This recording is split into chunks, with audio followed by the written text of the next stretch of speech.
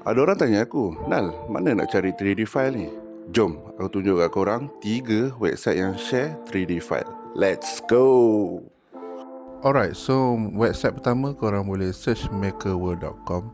So dalam ni memang banyak gila lah 3D file yang korang boleh cari. So ini contoh interface untuk Makerworld. So aku ambil contoh wall hook ni. So yang bestnya Makerworld ni, korang boleh klik and terus masuk ke Bamboo Studio. So ini contoh atas plate and korang boleh terus slice and print. And website kedua pula korang boleh try printable.com. So ini juga salah satu website yang provide 3D file. So macam korang nampak dekat screen sekarang ni, ini adalah interface dia.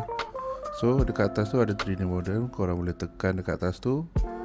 And aku ambil contoh wall hook juga, contoh sama macam tadi. Korang tekan download, dia pergi ke bawah and download all file. Lepas dah download tu, dia akan keluar pop up macam gini. Dia keluar zip file tau.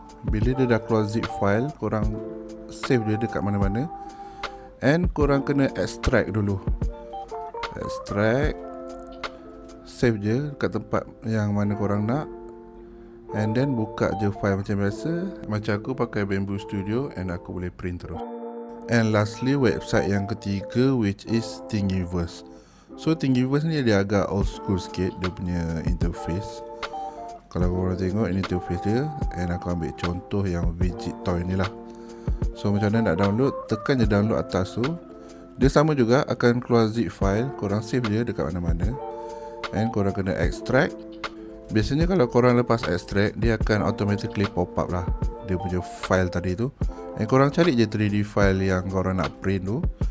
And dia akan terus masuk ke Bamboo Studio macam aku punya ni. And korang boleh terus print. So itulah tadi 3 website yang korang boleh dapatkan 3D file. And korang boleh check out sendiri and print. So kalau korang rasa video ni manfaat, boleh tolong share. And kalau korang nak tengok kemudian, boleh tekan favorite. And jangan lupa guys, like, comment and follow. Thank you guys.